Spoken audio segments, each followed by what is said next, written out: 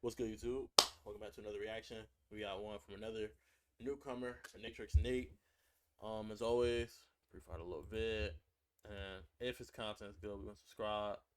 And when you subscribe, you make sure you hit the bell, both on YouTube and Twitch, to make sure you don't miss the movement. We're gonna see what type of content my boy got. This is No One Likes Overpowered Heroes. As always, Discord link in the description. That'll keep you up to date on all the videos I post and every time I go live. YouTube gets triple uploads. Everywhere else gets uploads daily. Make sure you drink some water, which I'm running out of, as you can see. And in 24 hours, make sure you do 3 good deeds. Without further ado, I'ma just get straight into it. Talk to me. Just stop me if you heard this one before. Overpowered characters are just. Why did you pause this? Okay. Excellent editing. And it sounds like you have some personality. I'm pre-firing that it's gonna be a nice little follow. Screen is just a figure of speech. Come on, we're wasting time. Because what you just did is kind of road chat. Now, stop me if you heard this one before. Overpowered characters are just boring. Now, I don't know why anyone would agree with this take, but I'm assuming if you're watching this video, you lean on one side or the other. And this little intro that I'm gonna do is. I don't think overpowered characters are necessarily boring. Like, for example, I read a lot of manhwa. There are some where I like to see the main character struggle and grow. And I think with an overpowered character, you can still have them struggle ways. Examples like Alien X. Like, Ben's not really going to use Alien X all the time because you got to do, like, the debating and stuff. But I think if written properly, an overpowered character or an overpowered character that constantly goes through growth can be really interesting to watch. For the people who believe full-heartedly in this opinion. Now, because you guys, I'm going to use my mind hack abilities, and the only reason why I'm relating it to this and power scaling is because for some reason, you only relate to characters through powers. I don't know why, it's your words, not mine, but through my telepathy, I am going to create a space, a visual space, right before your very eyes. Tell me, what do you see? Yes, little Timmy in the back, what do you see? Is that a classroom? Yes, Timmy, your eyes are functioning. Fantastic. I created this classroom because I'm going to be that really cool teacher that allows you to have the singular get out of jail free card, and if you pass, you are not going to go to detention. If it meets my standards, you're not going to have to sit in that chair. I'm telling you though, if you fumble the bag, mark my words, you are going into another room. So don't fumble now, do not mess up, you got one chance. Go. Wrong. Now, I don't know what you said, but I'm going to assume if you pass, you are not going to go to detention. If it meets my standards, you're not going to have to sit in that chair. I'm telling you though, if you fumble the bag, mark my words, you are going into another room. So don't fumble now, do not mess up, you got one chance. Go. Timmy, your eyes, little Timmy, right before your very eyes. Tell me, what do you see? Yes, little Timmy in the back, what do you see? Is that a classroom? Yes, Timmy. Classroom for mutants. Your eyes are functioning. Fantastic.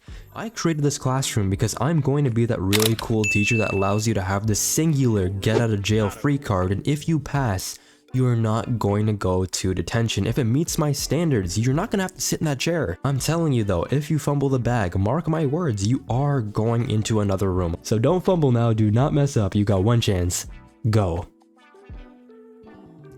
Wrong. Now, I don't know what you said, but I'm going to assume. Why are you talking to your monitor, by the way? I'm going to assume that you said something along the lines of overpowered characters don't have any real challenge or struggle because they can just hand wave something away or punch it really hard and it just goes away. And that, I say to you, thank you so much for identifying yourself as somebody who is very creatively inept, because I can think of, and I'm sure a lot of you can think of, a lot of ways to challenge overpowered characters. It's not even that hard. If you look at the rogues gallery, they have a lot of characters who can step up to the plate and fight them head on because of just their overall physicality, or they have really cool abilities, but I'm not talking about that. For me at least, when it comes to characters, their design, their powers, and the overall lore and mythos brings people to, it makes them curious, right, into these certain spaces. I might not be a fan of Green Lantern, but maybe I watched the new Death Battle coming out with Kyle Rayner. I'm like, dude, this is interesting. I want to learn more. But what keeps people there, what makes them stay within the cycles, is the character work, the characterization, supporting cast, how they deal with certain situations and how they get out of it with their morals intact. When even street levels, actually, I don't know why I'm trying to like segregate, but either way, what keeps them interesting is the emotional, ideological, and political challenges. Yes, it's not about power. It's about the constructs that power is formed in, that construct in which the character is bound by. For example, Spider-Man, he's overpowered to his villains because he can really one-shot most of them. He just doesn't because he's Spider-Man. There are times where villains have, in certain runs, off Mary Jane, and then he goes to Slide fighting Iron Man, and he packs up Kingpin, and then Aunt May's like, "Yo, get me away from this monster, man. This? This can't be my nephew." It's like there's that system that a character is bound to. It's kind of like the video we talked about what makes a power system great. How there are the three. There's like a triangle that makes power, like that limits a power system that kind of makes it good, and that's like its weakness, its limitations, and then its drawbacks. Similarly, that applies with like where someone is. Like Batman's kind of OP because of the Tibetan monks or whatever, but the drawbacks or limitation to Batman is he's in a superpower world. You know, he's in Gotham. You feel me? It's like there are those aspects that make it enticing, and then there's the counter arguments on like how he handles justice. He doesn't want to be the judge or an executioner. He's just a judge. You did some criminals. I'm gonna stop you. I'm gonna take you to the cops. And then it's the legal system to be the jury. And 9 times out of 10 they don't execute. Then they just send them to Arkham Asylum. You feel me? Simple. He works just like the justice system works. That's like his limitation. Because when that limitation is not there, you have runs like Injustice, where Superman start going crazy. So I do agree that for overpowered characters and characters in general, one of the biggest thing that makes them interesting is like where they are and what they're confined to, and that's another reason why for anime and comics, power systems and like world building is very important. And struggles that they have to deal with every day. Just because they're overpowered, it doesn't mean all characterization is stripped away from them. They act. And like characters I can think of off the top of my head is Anos, Sid Kagano, and then the dude from the Uncrowned King or whatever. The immortal life of dude. Just like street level characters, because at the end of the day, each and every single character has to fit an archetype, whether that's the Paragon, whether that's the Everyman. You don't have to be a street level character to have these personality traits. All of these overpowered characters are just like us. Some might be more jokey, some might be more philosophical, but either way, they are, for the most part, humanoid in some way, shape, or form. And even if they are aliens, I challenge everyone watching this video to stop what you're doing, not really, watch the video please, but after this, read Darren Warren Johnson's Beta Ray Bill. I promise you, you will not be disappointed. But why this topic kind of sprung to my mind is because I went to this little place that no person should go because brain cells go to die there. Twitter.com, or X if you're a bit different and you want to sound like you're going on a website that you don't belong on. Does anyone even call it X? Let me know down below. But Twitter, oh, I have this one post. I'm gonna pull it up. I'm not gonna mention the name because I don't want people. We're not negative people. I said this before. We are a safe space. We do not shun people for their opinions. But what they said, if I could pull it up and bring it out of my my screenshots here, go to desktop real quick. Boom, boom, boom. Okay, here it is. For real though, Marvel's street level heroes are more interesting than their cosmic ones. Now, while everyone is entitled to their own opinion, saying this flat out, full well knowing Marvel's catalog of cosmic characters is actually insane. And off topic though, what is this picture? What is this mishmash of just characters? Superior Spider-Man, US Agent. Is this fan art because they're superior? Yeah, because I'm seeing like the characters that are in like that one TV show. I can't remember the name right now. I don't remember the name as a group, but Jessica Jones, Luke Cage, Daredevil, and Iron Fist. But then you're seeing Moon Knight, who does be in New York, so cool. Punisher, I don't know where he's located. Spider-Man, be in New York, cool. US Agent, I don't think is a New York type of guy. Superior Spider-Man here, US Agent, Daredevil, Luke Cage, and some Superior Spider-Man is Doc Ock. So like, type of fit that's kind of iconic but not really. Jessica Jones posts the TV show. Iron Fist in his Heroes for Hire fit. Moon Knight in the 2014 version. Punisher, you look alright, you're fine. But like, those characters are very interesting and I like them, but are you willing to die on that hill knowing how many great cosmic Marvel characters there are? And in this video, I'm trying to not tell you why these characters are better. like for example, I don't know if it's Superior or Ultimate Iron Man.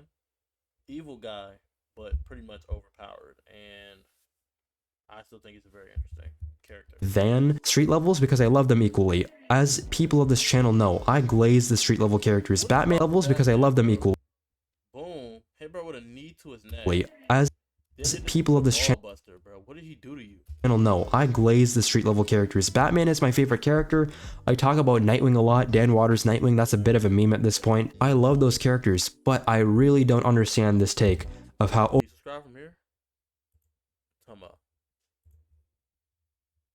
Turn that bell on, bro. Tweaking.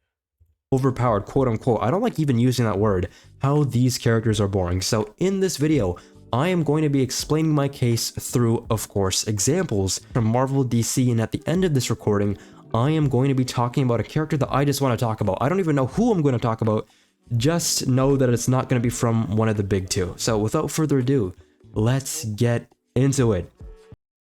Woo! Icon Comics, not sponsored. Icon Comics. I can quickly check them now. Oh, Alien X. Generator X is from Manufacturing, Nova, and then Silver Surfer.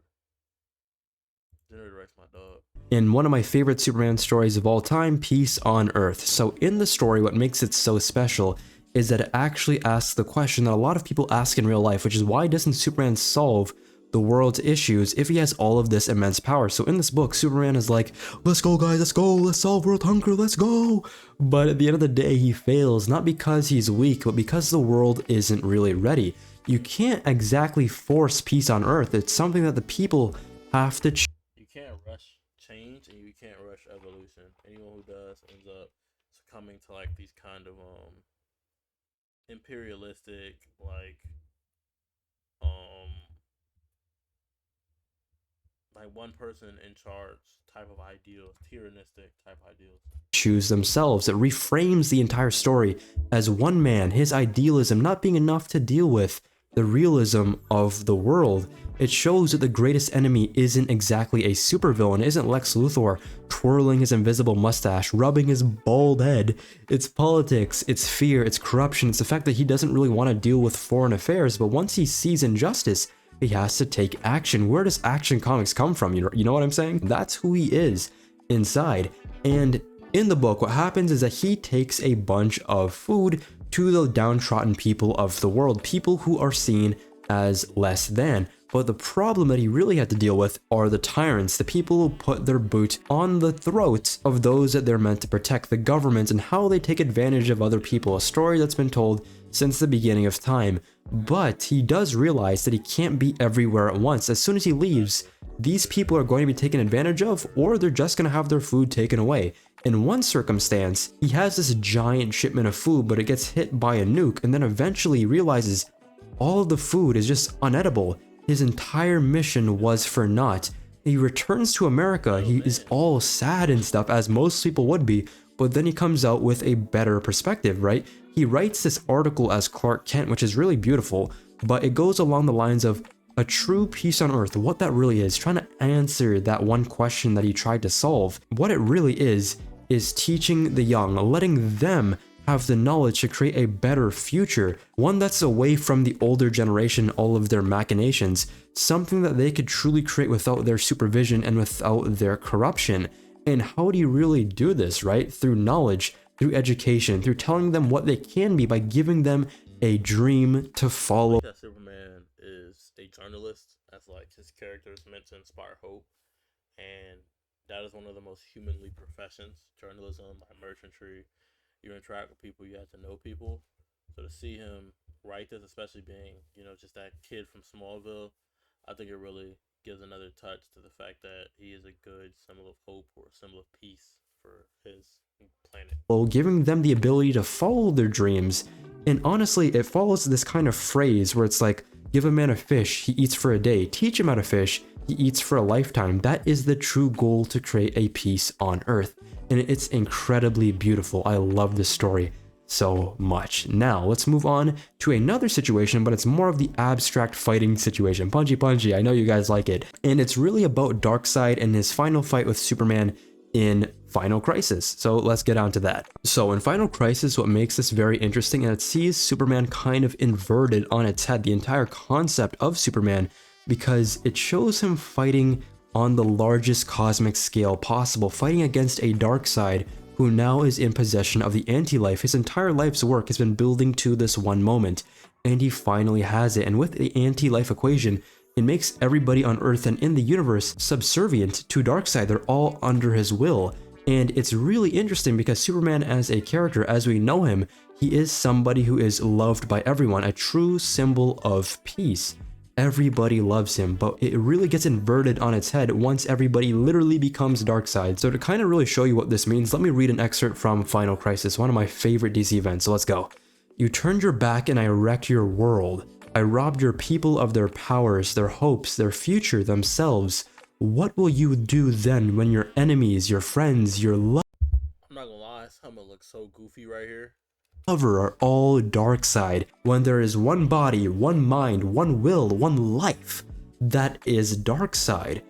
Will you be the enemy of all existence then? What irony that will be, son of Krypton. And then Superman just bum rushes him. He's like, monster, what have you done? And then Darkseid is just so cold, man. He's like, kill me, Superman. Kill the frail old man upon whose soul Darkseid fed and fattened. How can you hurt a foe made of people? I recognize your DNA. Turpin, Dan Turpin, of all people you could have chosen, Batman. He would have resisted longer than I wished. Turpin struggled just enough to nurture me before his surrender. Kill him. Kill me and you kill everything. Superman killing Darkseid would kill everybody under the effects of the anti-life. This is that level of crazy positioning that makes cosmic characters so fascinating to read. The certain Because it's like, if he can't really cook them without going against everything he stands for, but if he sits there and doesn't cook them, it's like, what have I been fighting for this whole time? You know, ultimatums that street level characters literally wouldn't be in other than Batman, because he finds himself in literally every situation possible. Game of Thrones King's Road is now available on unsponsored. About all of these cosmic, crazy, abstract things where Superman literally by extension became the enemy of all because Darkseid found his one goal, finally. Just seeing Darkseid become this black hole of just tyranny, just drawing everyone towards him just to, as you've seen before, die, with Batman literally dying. It was one of the craziest things to see, and this is what makes cosmic characters so weird and great. The things that you can tell in these stories are so creative, and I just love it. Now let's move on to Shazam and the Power of Hope. And in this book, what makes it interesting is that it kind of follows the same format as Peace on Earth, the previous story that I was talking about, because it sees them dealing with smaller issues. So Shazam, or at this point he was called Captain Marvel, he visits a children's hospital, and what it really is a display of empathy. He's not trying to save the world, he's trying to save the hope of these children, of at least one child. The tension in the entire book isn't, how can I win this battle? How can I beat down this enemy? It's, how can I connect? How can I use my abilities to give these kids something better? These are terminally ill children. How can I make their final moments some of the best that it can possibly be? And then we even go on to certain things where it's like children getting abused by their family. And then Shazam literally paying them a visit in the most baller way possible, saying, if you touch your son ever again, I'm gonna break your legs and throw you into the sun. He's not obviously going to do that, but it shows you what one child, you have to remember, Shazam is a kid, how he feels, how he can literally connect, but nobody will ever know how he really sees the world. A child with the wisdom of Solomon, the level of connection that he has is literally unparalleled to any. The purity that only a child can have, like, before you go and give in to like the system of the world and like kind of slaving away. He has like the eyes of a child, but he has the wisdom to be able to like act on it, if that makes sense.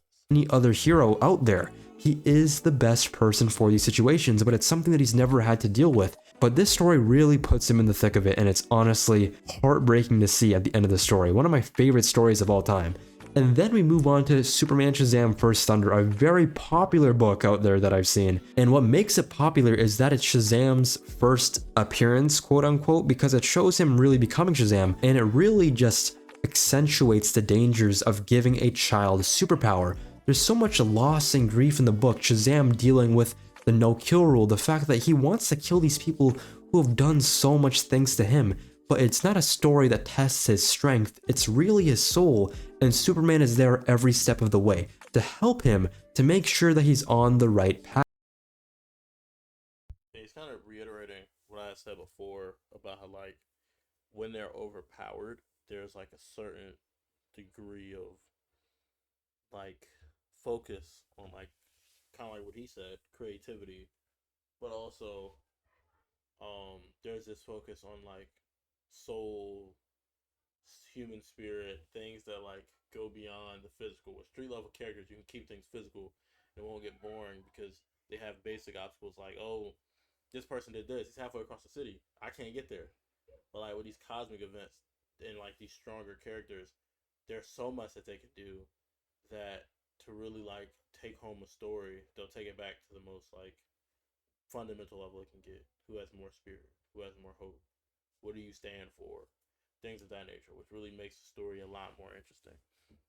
It kind of, even going back to a street level character, like Nightwing, I like that he was raised by Batman, but he has like this kind of hope and his Superman kind of approach about doing things, and I like that he's based off of another symbol of hope from Superman's homeworld. It's like a piece of his home is on Earth, and like his kind of son, Nightwing. You know what I'm saying? Path. It's kind of like sending a child. All of this power boosts him into this level of maturity. He has to be mature because he's literally given the weight of the world on his shoulders. The fact that he has this power has led to his friend, his child friend, right? Not like a superhero, a literal child getting shot and killed. I'm pretty sure it was at school or something of the sort. And it leads to this really cool discussion with Superman and the Wizard Shazam. I'm gonna pull it up right now. I don't have it in front of me, but it's, you guys know it's one of the best out there, and I really love it. So let's go through it. He's like, what have you done? And then Shazam, the wizard that is like, I have bestowed the powers of the gods upon a mortal. It is in my province to do so. And he's like, it's a little boy. You did this to a little boy. And he's like, he's more than that. He's adept. He's tenacious than anyone I've ever seen. And then Superman's like, dude, what is wrong with you? He's a child. He shouldn't have to worry about this. He should have to worry about going to school, having fun with his friends, going to bed at night, having late nights playing video games, doing his homework, not having to worry about his friends being murdered by an assassin. And then Shazam is so cold-hearted in this. He's like, it is his fate to bear the mantle. He doesn't have any sort of empathy, which he really does have. It just seems like he doesn't. And he's like, do not talk to me about fate. All of you people of magic, you sorcerers, all you talk about is fate and destiny. This is wrong. No boy should have this weight on their shoulders. It is a fate chosen by men. He is a boy. But then Shazam kind of turns it around. He's like, yeah, he's a boy, but he's a boy who could use some guidance. And that's what really leads to this mentee mentorship with Shazam and Superman through this entire book. And it's something That's kind of tough, but it's also like one of those situations where like the teen heroes with powers were like they were chosen. It's like, why didn't we give these like scarabs to people like Superman, Batman? Why didn't we give? I mean, obviously it's for like ideological reasons and what each hero stands for. But in the argument Superman's making, like, why do you get his power to a child? It's like, what, you want me to get his power to you? You know what I'm saying? I'm obviously Superman's not coming at it with ulterior motives, but I think it'd be a cool like what if. But it doesn't really do much for Superman. But maybe give him like some more wisdom and like amp his stats a little bit more.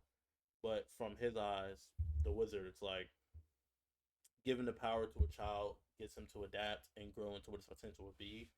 Versus living as a child, he doesn't really get to have a purpose unless he creates one. So without the right environment and stimulation, his potential could go to waste. So Shazam's arguing like, I'm really letting him be who he's meant to be. This is his fate. This is his destiny. But like Super said, a lot of times, like, this fate can sometimes, like, people like who can see the future, other magic users can interfere and make them see it like a wrong future. Stuff like that. Like, this fate can be written. It's not something where it's like, this has to happen. Unless we're talking about like points in times like Flashpoint and paradoxes. Something that a lot of us can relate and experience to. Putting it into this not only cosmic but supernatural like framework really makes it a sight to behold. Seeing something like this pulled off to such an astoundingly good degree, and I love books like this. And the next character is Norrin Radd, the GOAT Silver Surfer. Through the book Silver Surfer Requiem, This book is really fascinating because it's literally the end of Silver Surfer's story. It's in the Marvel Knights imprint, so it wasn't exactly aligned perfectly in time with the current day, but it reminds me a lot of All-Star Superman, and the idea, the major conflict of it, because he's so powerful, is not, can I stop my death, is what can I do in the meantime? What does it mean to leave this world in a better place? And what's really interesting is this conversation that he has with Spidey. Now, this might be it will be spoilers, but the entire idea of it was really fascinating. So he's like this.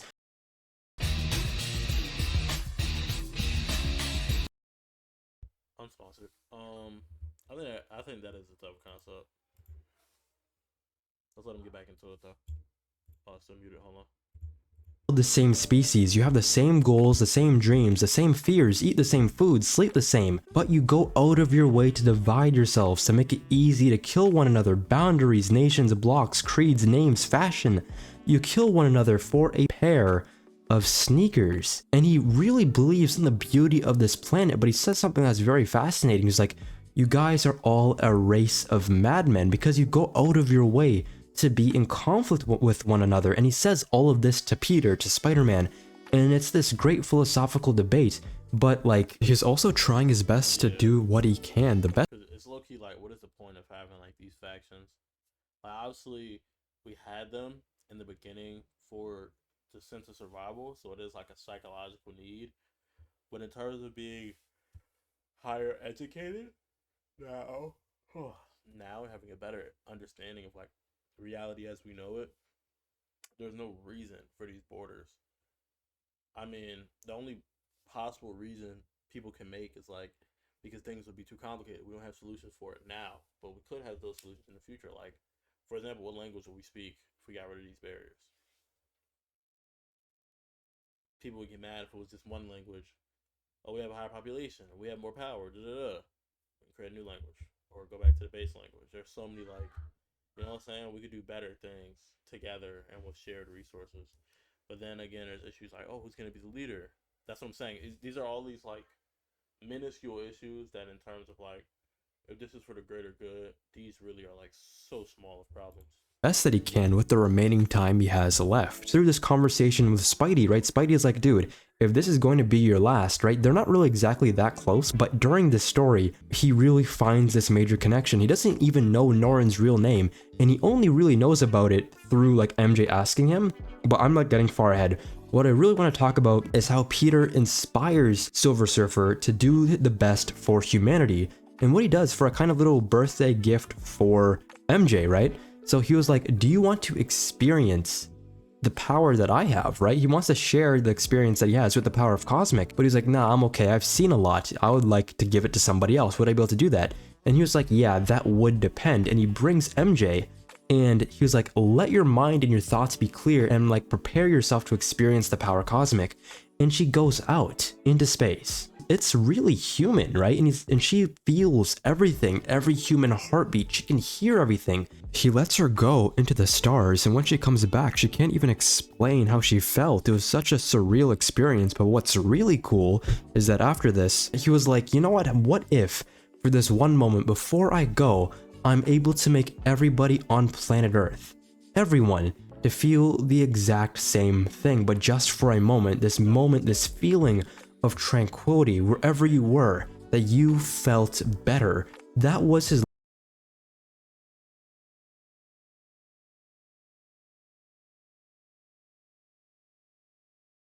hunger was eternal and tangible in torture camps, in war zones, and parliaments of tyrants, and distant places where hope had become a mockery, and tomorrow was a promise of more pain and suffering, in the thoughts of those who caused violence because they knew no other way, whose own minds were as torn and tortured as those they harmed. For 5 minutes, they and the whole world knew what it was to be at peace, to be free. Can you please just hear me out? No, I'll work. Unsponsored, by the way. I thought it was gonna be like a couple seconds, so it wasn't really gonna do much, but it's a very like kind gesture. But 5 minutes, bro, you better change their ways. Tell me that's not only, it's not exactly relatable, but it really is, because he's making everybody on planet Earth this one singular species. It's like letting people, everyone, some level to strive towards. People want to reach that level of utopia, and Surfer just gave them a little touch, a little nibble of what that could really be. That's what I'm talking about, the creative aspect, but also a very human relation that the writer J. Michael Straczynski really played on for this to work. It's beautiful. Now, the next story that I want to talk about is Dan Slott's and Mike Allred's Silver Surfer run. Now, this is also one of my favorites. It's very interesting in terms of like Silver Surfer content because it's kind of like very much inspired by Doctor Who, and it makes the Surfer have this human companion with him who he travels with throughout the cosmos, and it's a superhero book, a sci-fi book that is secretly positioned as a romantic comic, which is what I really like, as well as being, of course, an adventure story. And he finds himself in contact with a human woman, somebody who is supposed to be quote-unquote the most important woman or person in his life, but he had no clue who the woman was, and we see this connection that is built between the both of them through the story. The entire thing kind of reads like a cosmic adventure, experiencing different things each and every issue, and there's a lot of character work that comes together, right? And the woman's name, her name is Dawn, and they go on a multitude of different journeys while getting close. He even like makes a ring for her out of the power cosmic, kind of like a good gesture, but also it helps him like track her and stuff like that. It's a really cool way of having this woman, Dawn, be kind of a gateway to the Silver Surfer. If you've never read Silver Surfer, she is the perspective character, the person that you latch onto to learn more about the Surfer, because you learn more about him as she learns more about him. And this book has won an Eisner, and that's what I really want to talk about in issues, I'm pretty sure it was 8 and 10, and what's happened was that she feels like he is the space god, right? Somebody who is very majestic, a person who is pure good. But in these issues, she learns that he is literally somebody seen across the cosmos as an angel of death, because you have to realize, as the Herald of Galactus, to spare his world, he has to find planets for Galactus to literally consume, and because of this, he has led to the death of billions. Talk about guilt. I'm telling you, of course, overpowered characters can deal with great issues. All of this is just on a grander scale, and obviously this leads to a crack in their relationship. But what does happen, this critical point, is that Galactus appears again, and to kind of ward him off, he does this really cool thing where he uses the moon as a sort of planet-sized projectile, but obviously it doesn't work. It isn't enough to deter Galactus. If he wants to eat something, he will. You're not Brother, the waves are cooked, weather is cooked, gravity is cooked. not going to stop the Gobble monster. It's not going to work. But what does happen is that Dawn herself, she's trying to sacrifice herself to be a new herald so that Galactus will not eat the planet. But she's making the ultimate sacrifice if this does happen. And it isn't really just her as well. She makes this kind of like rally where every single person on this earth, right, they will become a herald as well. So it's like, this is the true ultimatum of Galactus and what makes all of these encounters so interesting. But what does happen, right, is that they evacuate their home, unfortunately. Silver Surfer promises to lead them to a better place so that they can rebuild and be safe. And this leads to the issue that I want to talk about, which is really cool because the structure of it is kind of like a Mobius strip loop, where it's like each part of the story is like a different point in time, and it's like you can read it in different ways. It's kind of like Palm Springs, if you've seen that movie with Kristen Milioti. I love her as an actress, and I guess a better explanation would be Groundhog Day, because most people have watched it. But it's a time loop, right? They're consistently stuck living out the same life over and over again, and they're trying to break their way out of the cycle, but Surfer, surprisingly, isn't strong enough. And through the book, we're able to see the same story play out, but through different perspectives, through different characters in the story, and that's what gives it this really cool structure that makes it just fascinating. This is the abstract aspect I was talking about, things that you can't really do in normal street-level comics. And just look at the art, it's so psychedelic, beautiful, and it really shows off the creativity of the world, right? As you read through different perspectives, you kind of gain more bits and pieces to the overall story. As you gain different context, and I guess thematically, it just makes it more interesting. It's kind of almost like really like a metaphor for like the comic book industry as a whole, because if you think about it, you're kind of stuck in this cycle, and you're never really able to deviate from what the status quo really is, but at the end of the day, you still can try your best to make great stories, and obviously this is one of them. This was such a leap of faith, something that you really wouldn't see in any other medium, and you have to read it in so many different ways, and eventually it all just makes sense. Everything is kind of backwards and stuff like that, but it leads to this one really cool splash page where he just breaks out, and the effort and the amount of work that went into this is so fascinating. What's like really cool is that there's this little giant whiteboard by Mike Allred, the artist, and look at this mad scientist cooking. Holy man, this man was on his stuff. But that's what I love to see. I love to see people fully take advantage of the medium, and you can only really do that in the cosmic space. Game of Thrones King's Road is now available on... That's what it is. He really went crazy, bro. Like, that's like when you see the crazy detectives in the show trying to solve a case. Cleaned up versions. See, it's not all that complicated.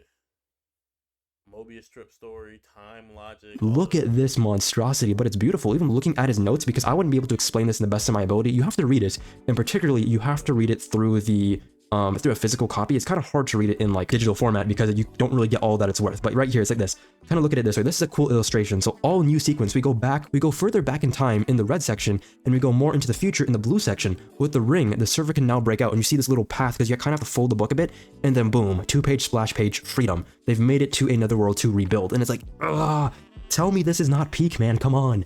And now let's move on, because I'm gonna be here all day. Let's move on to another one of my favorite characters, Nova, particularly Richard Rider. I know you're gonna make a joke, don't do it. Nova is such an interesting character, and that's probably because I see him as Cosmic Spider. Richard Rider.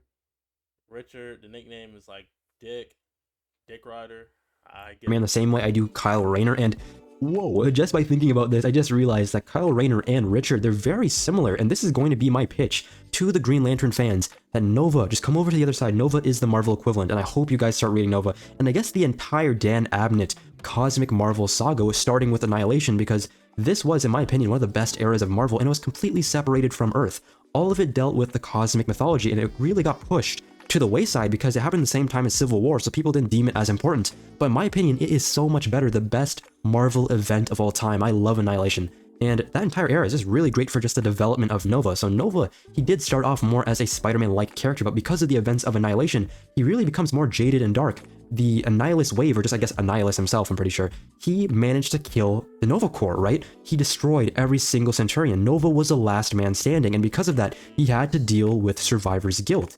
And it's kind of similar, as I've said before, to Kyle Rayner in Emerald Twilight, where everyone was killed by Parallax Hal Jordan. Do you see the similarities? They're there, guys. Come on, join us, please. Green Lantern fans, come on. But at this point on, he has to deal with so much, right? It's like he becomes overpowered overnight. Yes, he has the Nova Force, but at this point, he now has the World Mind, this Jarvis-like intelligence, but just amped 100 times. He can do almost anything. He holds the information, all of it, of the home planet, of Xander, while also being able to do so much things, but he has the voices, the memories of an entire dead army inside of his head. There's copies of the people who died in this great battle. And because of this, it's a story not just about guilt, but also about carrying on the legacy of those who passed on before you. Sacrifice, but on a cosmic scale. And this really does isolate him, but of course it eventually leads to him growing as a character. And the world mind dynamic is just really cool because having all of those like voices in your head, if you can't really control it, it can lead to your insanity, but eventually it does lead to a lot of like back and forth, a lot of confrontations and arguments with the world mind and the people in his head, but it also leads to a lot of like moments where they coalesce and everything is all right. But the real story at the end of the day is he is the center of the galactic effort to fight against Annihilus.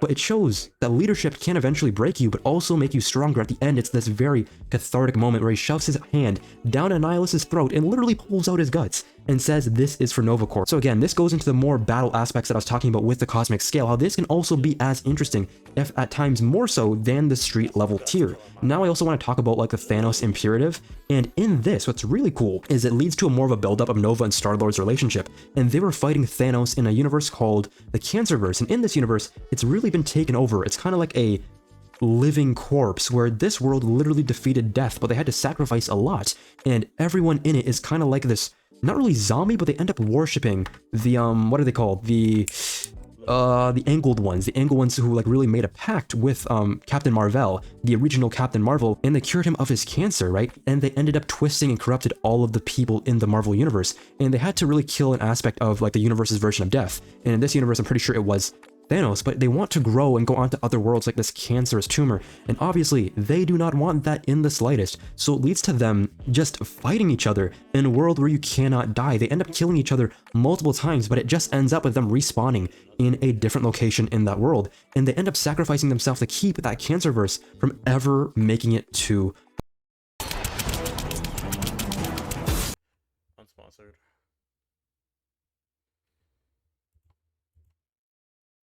With the Nova Force, Richard could really do anything, but the real threat in this circumstance was nihilism, right? And he has to fight with a purpose. Everything lives, right? Everything doesn't really have to die or be in this kind of corpse-like setting, and at the end of the day, they had to stop a When people have like the name Richard and they're called Rick, I normally see it R-I-C-K. They're spelling it R-I-C-H, which I'm probably sure they're not calling him Rick, which they could be. I think they're calling him Rich. and be willing to die for something much bigger than them, right? And that's kind of the relatable aspect that I was talking about. It's like people in the real world, we have dreams, things that we're willing to fight for, but to really push through with that dream, we have to go against things that are much bigger than us. But through a force, through a collective, we're able to be bigger than we ever were as an individual. And Nova and Star-Lord in their final stance, their final fight in the Cancerverse to trap Thanos there, is one of sacrifice, something that wouldn't have been done by a lot of others, but they decided to make that choice. Like similar to Kyle Rayner, sacrifice is very important in like his story. Ben 10. So before I get started, I'm just going to remind everybody that I have not watched Omniverse, but I have watched up to Ultimate Alien. So my perspective on Alien X, so I'm going to be talking about, is limited. But I really do love how they position Alien X as this ultimate power, not a power fantasy, but a godhood that turns into a debate club. That is so cool. I'm pretty sure there's like 3 different personalities. There's Serena, who's love. There's Bellicus, who's rage, and then of course there's Ben, who's like the human perspective. And what's really cool is that for any action of Alien X to happen, 2 of those personalities need to be in full agreement, which literally leads to Ben as Alien X standing still, which is so funny because this man can reality warp, he can manipulate time, he can, I don't know, use telekinesis. But at the end of the day, it shows that power without a consensus is literally useless. You can snap your fingers and create the universe into any shape that you want. But at the end of the day, it shows you, yes, he's a character, but he's a character that can only be pulled out to question certain things about morality. It's a good way to make Ben accountable for his actions. It makes us really think about the weight of decision making. All of them have differing worldviews and perspectives of what is actually necessary to use godlike power, but Ben is just a kid. Using this power can have ultimate consequences. You can do anything, but really, should you do it?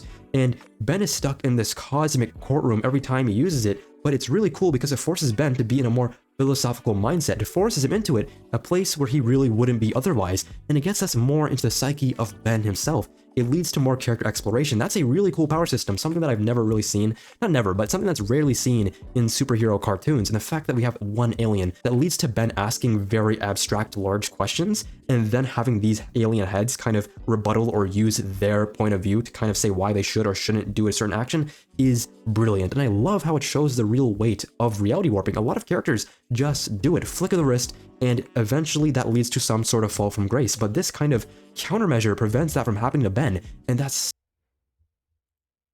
Tough video from the dog Natrix Nate. Hope you guys liked the video. As always, Discord link in the description. I don't really have much to say. We really talked about it through the video. That was a long like blurb of a video. So hope y'all boys on YouTube enjoy if you mess with the concept. But yeah, it's gonna be it for me. Peace.